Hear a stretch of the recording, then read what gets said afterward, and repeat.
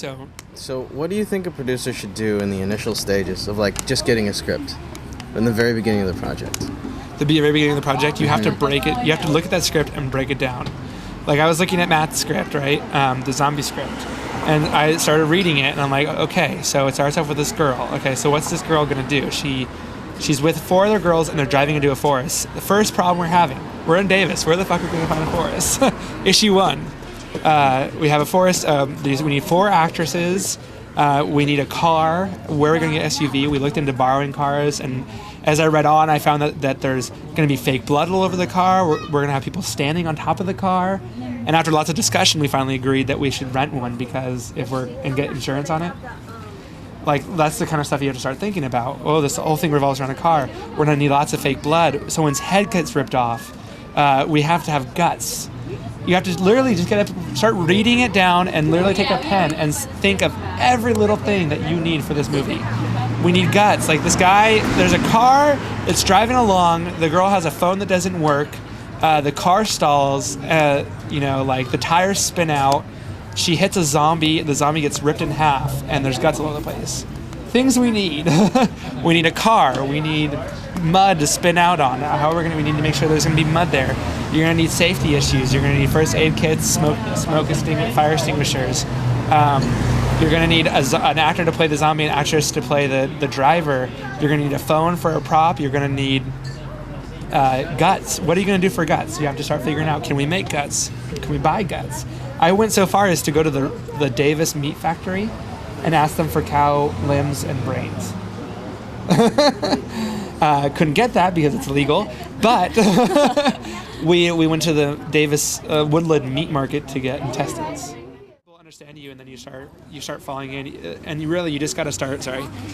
Once you start breaking down the script and literally just follow every little detail. What do we have to do for this? What do we have to do for this? What do we have to do for this? And you have to start bugging him. You're gonna have to start bugging him a lot. How's the script coming along? When's the storyboard coming out? Who's going to be doing this? What's going to be happening with this? Because he has it all in his mind, and directors are very commonly, keep the stuff in their mind, and they just think everything's working. And you need to get their whole mind out and dissect it on the table in order to understand everything that is going on. And you also, the other thing that you have to be massively concerned about is think of it, this is everything in this movie falls on you to a degree. Like, granted, it's Jeff, he's going to be doing the directing and stuff, but Jeff, you can think of it, Jeff is your baby. I'm not saying he's a baby, I'm just saying you're carrying him as you would a baby, right? Yeah. And when it's raining or whatever, you have to make sure that, or whatever happening, you have to transfer that successfully. And what I mean by that is you also, not only do you have to think about what's going to happen for the movie, but you have to think of the safest way and the best way to do that.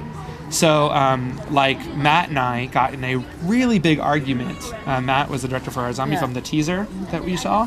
We got in a really large argument on the teaser because we were in there, and Matt is a complete director, 100%. He is in the mode, and we were with her, the actress, and we're in the middle of the forest, and he wanted her to run off into the forest and kind of get scared, kind of feel like he literally said to her, like, imagine that you're being chased by zombies and you're going to go out in that forest, it's completely black, and I want you to be scared and run and get in that mode. And that's totally, as a director, that's what he's supposed to do. But we got in a big argument because I told him it is not safe to send a girl out in the middle of a forest alone in the complete blackness. And he really got upset because he was really in this mood. Everyone was tense, everyone was arguing, everyone was trying to get this thing done. And he wanted her to do that while he was doing his other things so that when she came back, she'd be ready.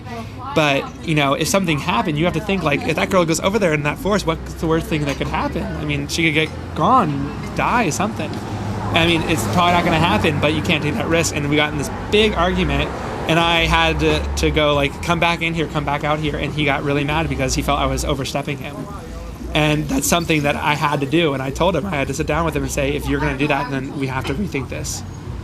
Because it's your responsibility. If something happens, it's on you, And to that degree, you have to yell at that director. You have to yell at him, and there's high probability that you guys will get in arguments and fights.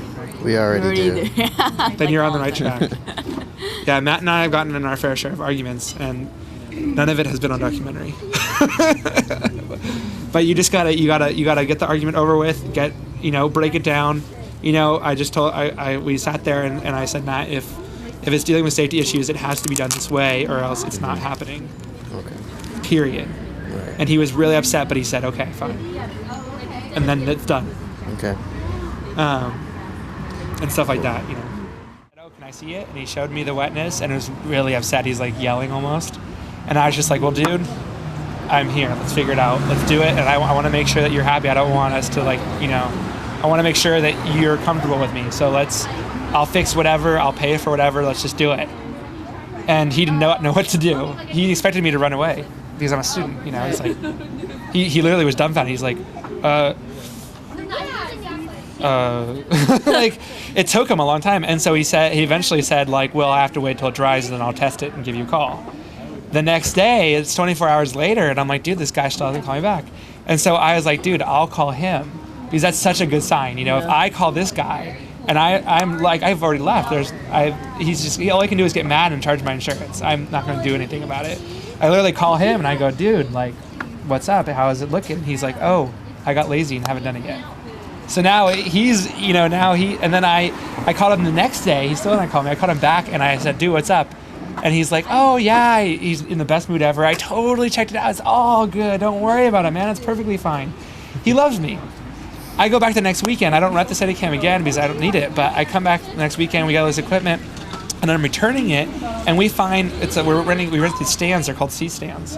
And I find that a head's missing on one of the seat stands, which is probably going to cost like about $50 or something. Is it your guys' fault? I don't know. That's the thing, is I think we probably lost it somewhere, because usually those people just give us all the stuff. But we can't find anywhere, and Lamar's like, well, dude, maybe they didn't give it to us. So we